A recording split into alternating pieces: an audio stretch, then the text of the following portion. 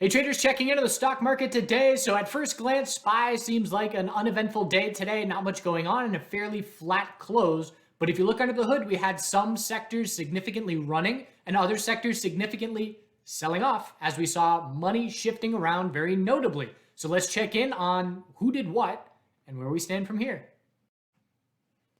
Hello everyone, this is our last promo for the next 11 months. You know I love being a salesman. This one's for the Swing Report. It's an annual subscription. I'll put links in the comments of this video to a video explaining this a bit more, as well as a link to the website where you can get a previous issue sent to you as an example and use the code SWING2022 for this deal if you're interested in swing trading. So we can see SPY today had a little bit of a lower wick. We closed pretty much where we closed yesterday. We did get a new all-time high, but not a whole lot of follow through. Whenever that happens, as you know, bull breaks or bear breaks that lack follow through, I draw some lines to be watching for the potential of a rising wedge. And looking at the S&P 500 here on the futures chart, this is one where I would pull up the 12-hour time frame, and I have not done this yet, so you're watching it live. I'd be watching that resistance line. And as far as support, nothing really in play for me here. Maybe I'd be watching this, but again, not in play. So that would be a channel to be keeping an eye on. But it just has me keep an eye on this resistance line to ensure that we get follow through. If we were to fail to see any follow through from here and break the low of yesterday, that would then have me watching for the potential of this uptrend line to come back into play. But the simple statement is if the bulls can hold that low of yesterday, then they keep complete short-term control. And there were a couple sectors that did the majority of the heavy lifting today. That SPY level is 473.85 for the bulls to keep full short-term control. So the names that did the heavy lifting, we had the NASDAQ selling off pretty hard. And let's just look real quick. So here's QQQ, solid red day. We had the healthcare sector continuing with further pullback similar to yesterday. Energy sector exploding to the upside. Look at the volume the last 2 days on the energy sector. So monthly bull flag trying to confirm, a little monthly higher low and testing that resistance. And the financial sector, if you pay attention, the financial sector and the energy sector often correlate to each other. And XLF today, big gap up, and the all-time high just like that is back in the picture after a massive day. So that's just your quick overglue glance at what is going on. Zooming into the NASDAQ, was looking in the right direction this morning, was keeping an eye out for the bears. And the reason was, so QQQ and the NASDAQ were looking for a daily higher low to be set yesterday. We bounced off daily EMA 12 and we had a nice strong close, but it's important to note the trends. So QQQ for me did not see a clear hourly trend change, but more importantly, the NASDAQ futures chart 4-hour time frame didn't either. It didn't change the trend. So I woke up this morning, I said, okay, we're coming straight off of a low and we're up here. This was pre-market and we're up here now testing key resistance levels. I wasn't necessarily looking for a rejection from this resistance. I was well aware that it was possible we would reject from it, but I was more just making note, okay, nice move, but we haven't changed the 4-hour trend yet. The bulls do still have some proving to do. So I was watching for 4-hour consolidation today because of that. And just the fact that we had a double top that was being tested as well was just another little point in favor of the bears to be scouting 4-hour consolidation today. I did not expect that we would drop straight to a lower low. The bounce was big enough that I would have anticipated a higher low would have been the more likely scenario. So definitely notable that the bears followed through, and we have not changed the 4-hour trend back to the bulls on this futures chart, which is, again, notable to me. So if we look at the daily time frame and you look at QQQ and you say, well, did we set a daily higher low and then lose the daily uptrend? You could say yes or no and make an argument for either. Whenever it's that kind of uncertainty and a lack of clarity, are we still in an uptrend? Did we lose it? Are we in a daily downtrend now? I just zoom out one time frame, and for me, it's the 2-day. And the 2-day just instantly gains a ton of clarity. So I can see that we dropped from all-time highs. We bounced, lower low, rejected from resistance, lower low with no follow-through, broke resistance, and now we're scouting a higher low. So the 2-day time frame is much more clear for me than the 1-day time frame on QQQ right now in this moment. But I know that the QQQ bulls had proving to do. Yes, we bounced into the end of the day. Nice hourly oversold bounce. But we would have to see the bulls change the hourly trend back in their favor. And for me, it's the NASDAQ needing to change the 4-hour trend back in favor of the bulls. I'm using the futures charts for the NASDAQ and the S&P 500 more so in the last 6 to 12 months than in the previous 5 years. And the reason is, number one, I'm noticing a little bit more volatility overnight. There were periods where the S&P 500, back in the post-Trump election run-up and some of these other bull moves, it didn't do anything overnight. When it's just slow and steady bull mode with nothing changing, nothing overnight doesn't matter on the futures charts. So I didn't really pay attention to it. But when you're seeing this kind of action, that's when it matters a lot more. There's a lot more volatility. And again, for me personally, another factor is trading cryptocurrency now for 4 years. The 4-hour time frame is major in crypto because it trades more hours than stocks do. I'm applying that to the futures chart as well. So there's a number of reasons that these futures charts are more important for me and my analysis, and they've been helping me gauge which direction I'm looking on different sectors on a daily basis. And that NASDAQ chart is a clear example from this morning. Just out of curiosity, I want to go back in time and see exactly what I said pre-market here to make sure I'm not making it up in hindsight. But I think I said something along these lines. So,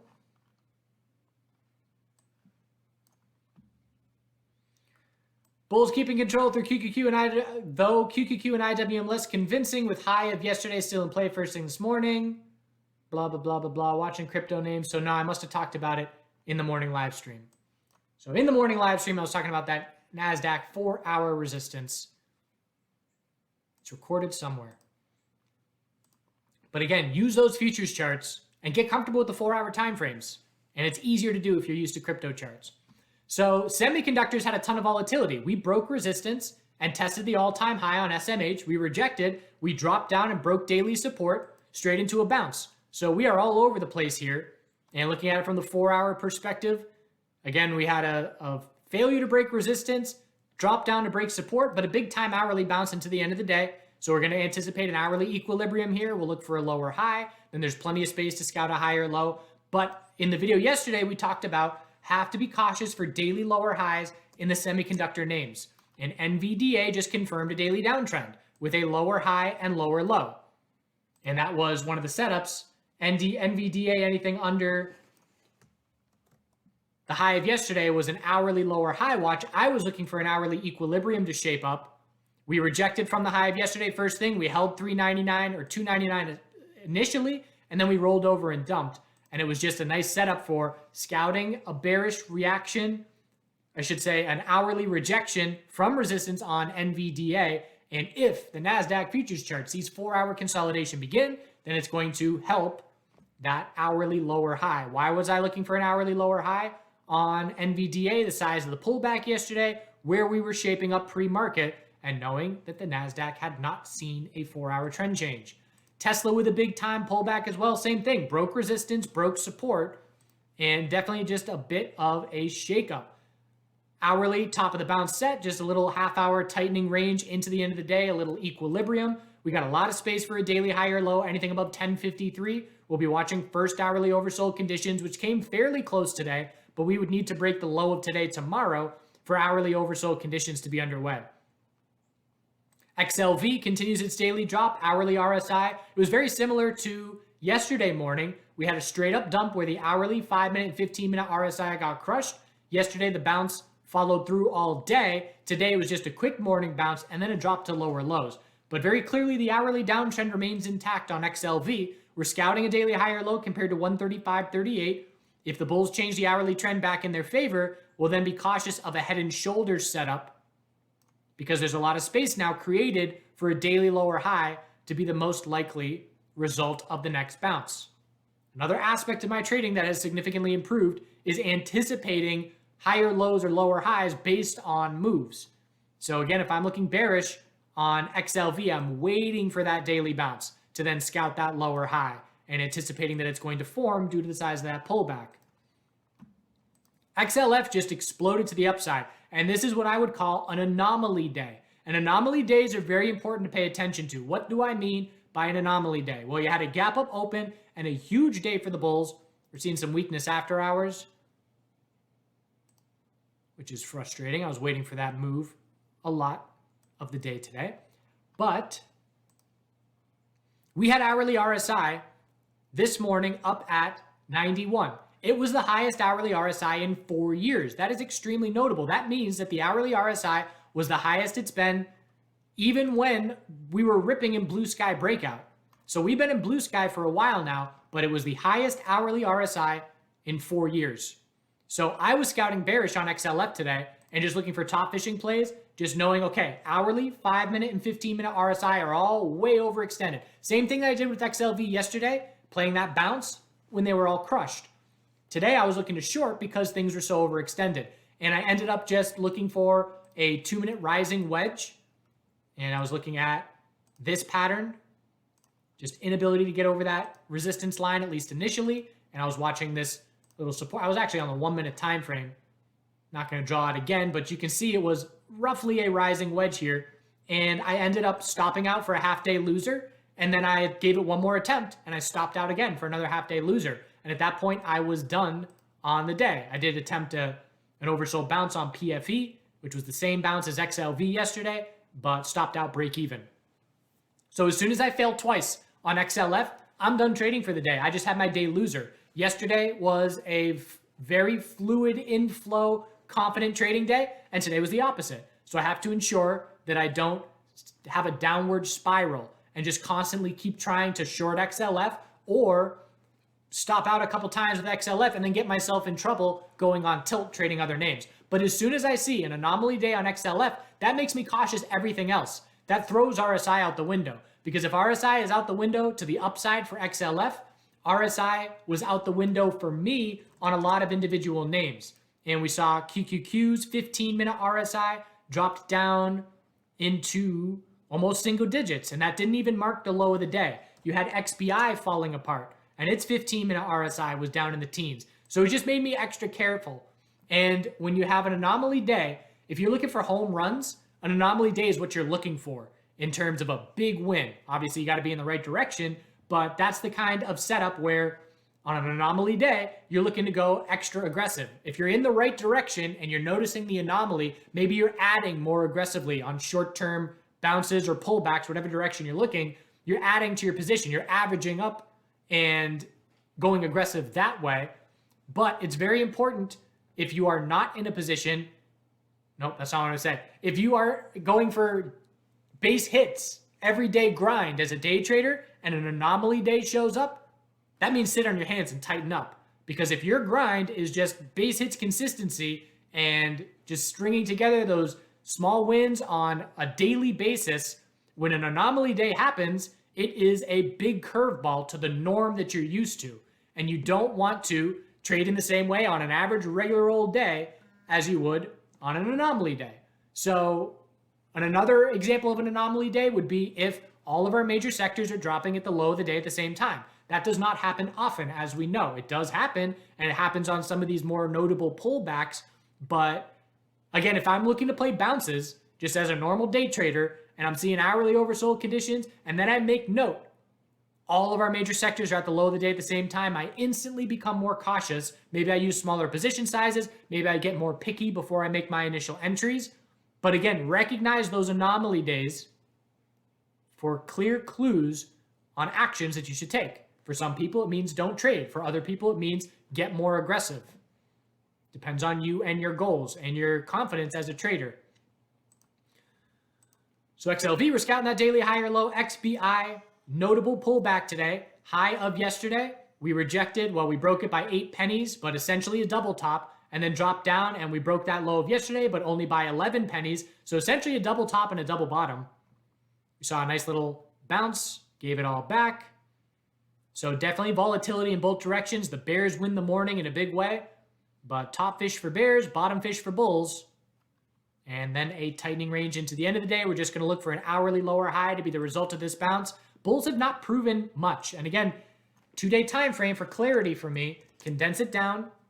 We got big upper wicks, and we've got bears keeping some control. We're fading back down towards our fear low. It's about 5% to the downside, less than that. About 4% to the downside from here. And we just have to be cautious because, again, it was a nice bounce. There were nice big bull gains on the way up. But we never confirmed a convincing pivot and trend change for me. So again, just remaining a bit cautious with the biotech sector. IWM looks much stronger. So again, we're trading sideways with a slight uptick over the past week, while XBI is clearly dropping down. Have to keep in mind that IWM's largest holdings are the financial sector and the healthcare sector. So on a day like today, the financial sector is definitely helping IWM. Can't really see if growth's up or not, but I know that because we closed slightly red, growth was down today, just because XLF was such a lead bull. And Lori just introduced me to a ticker, IWN, and IWN essentially shows the value portion of IWM, which means pretty much excluding growth. And you can see it had a nice solid green day. So the value aspect, the value smaller cap companies that are more in line with the financial sector did well, and growth names did not do well, which is why IWM was red.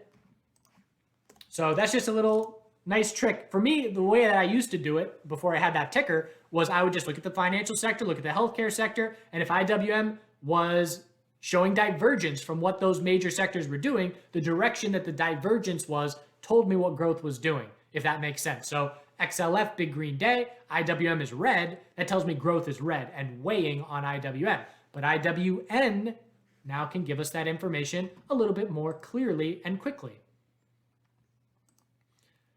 Cannabis sector still very weak. CGC dropping down towards the lows. And I'm not going to keep checking in on the cannabis sector every day. I'm keeping an eye on it every day, but I will point out when things are notable. And we would have to see these bulls get over 964 and 979 for anything notable to happen.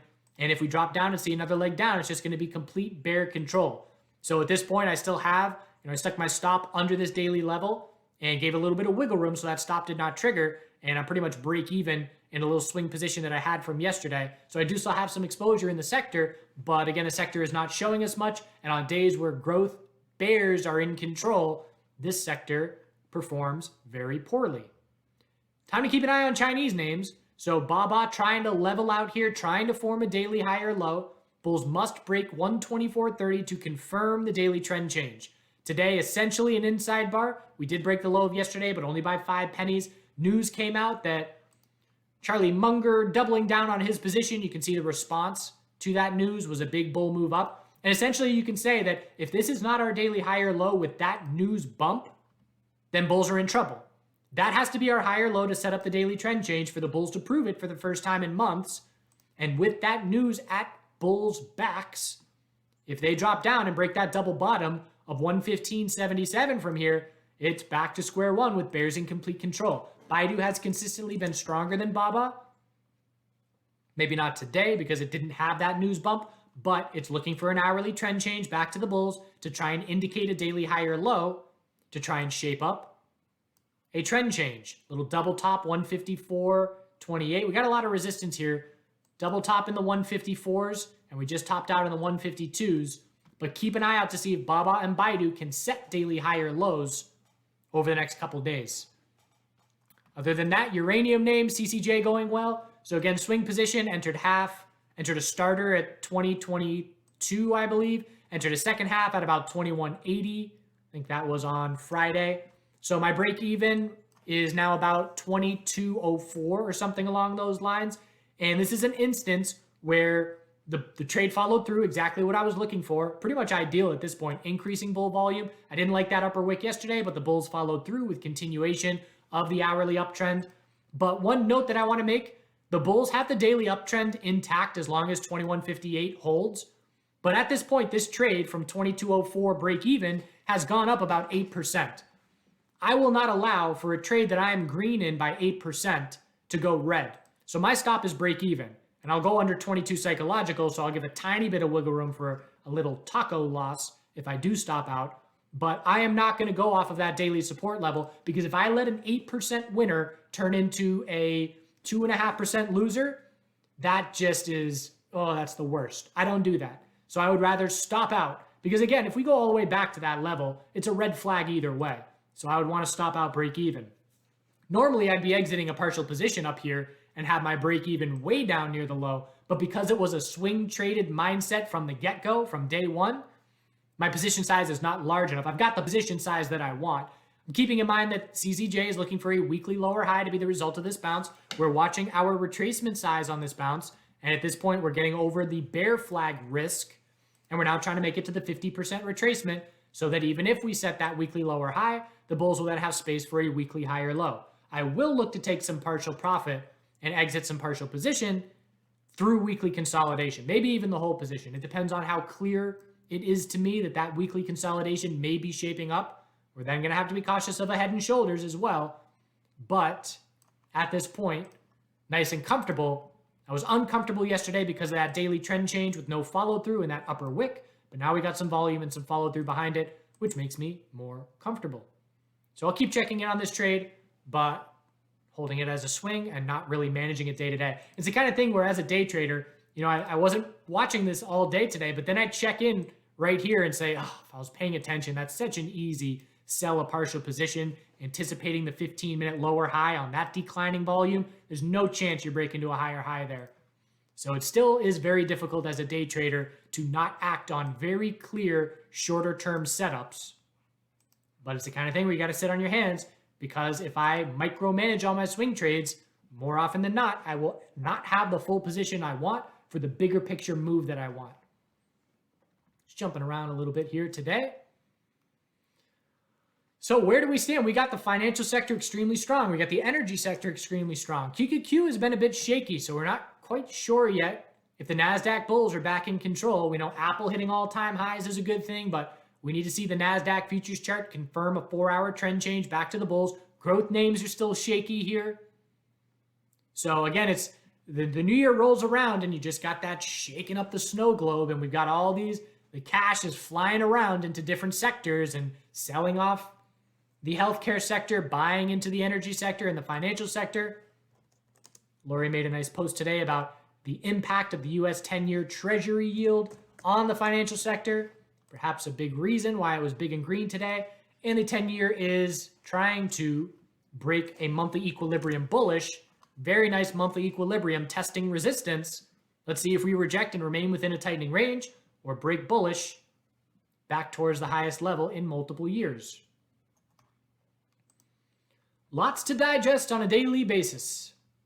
So I'm going to be away for the rest of the week. Lori will be covering some of the end of the day videos, maybe Jason as well. Other than that, I will see you, I guess, next week. I'll be checking into the chat room for TCG members periodically as well. But I hope you have a good rest of your week. See you soon. Do good things. Again, have a great day. See you soon. So, Adventure Time, we've got Natural Bridges National Monument now. Pretty similar to Arches, but just a little bit different. And there's a nice little valley with trails and paths to walk through. So another very picturesque spot with some very cool rock formations. And I actually ended up getting lost for the first time. I never really got lost. Definitely went the wrong way and had to backtrack sometimes, but I got lost, completely lost the trail here. And it was, well, these bugs are really cool. They're pretty much a mix between a giant moth and a hummingbird. And I couldn't figure out, is that a hummingbird or what is going on there? And I forget their specific name, but it is something that alludes to their similarity. But they were having a blast on these yellow flowers, getting their pollen and nectar. But ended up getting lost on this trail and stuck in a valley, essentially, in a canyon. So I had to scale the walls of the canyon to just get to the top and to be able to see things. And then ended up, I mean, by the time I had to go 6 miles out of the way and it was dusk, it wasn't the kind of thing where I was, fearing for my life. I pretty much knew worst case scenario, I'm going to be hungry and I'm going to have to sleep exposed out, in the open and deal with it tomorrow. But fortunately found my way out and ended my way back to the tent, exhausted, pretty much hiked twice as long as I was anticipating, but it was a good learning experience. So a really nice canyon walk, natural bridge. You can see where the name comes from. This is in Utah as well, Gooseneck State Park. Incredible river that, obviously has cut this path and just winds back and forth. And to just see time eroded like this, very cool. Another place where you want to time it right, because I got there too early and was dripping sweat, completely exposed, waiting for dusk. But another spot where you just put your tent right there. There's nobody else around. Maybe there was one other RV that was sitting up there. Not a ton to do, but if you can keep yourself entertained with a book or with some music or with some ganja, it's a pretty good spot. But a really interesting geological formation. That's how I entertain myself. A little bit of modern art, leaving my mark. And that's that. So after Capitol Reef was heading down, where did we go next? I think we're coming close to the end of this trip. And then we'll see what am I going to talk about at the end of videos. We'll find something. So have a good Friday night. We'll be back tomorrow with USMJ eventually. Going to go to Smoky Mountain National Park again on the way home, which is actually where this road trip chapter 1 started. So all full circle. See you then.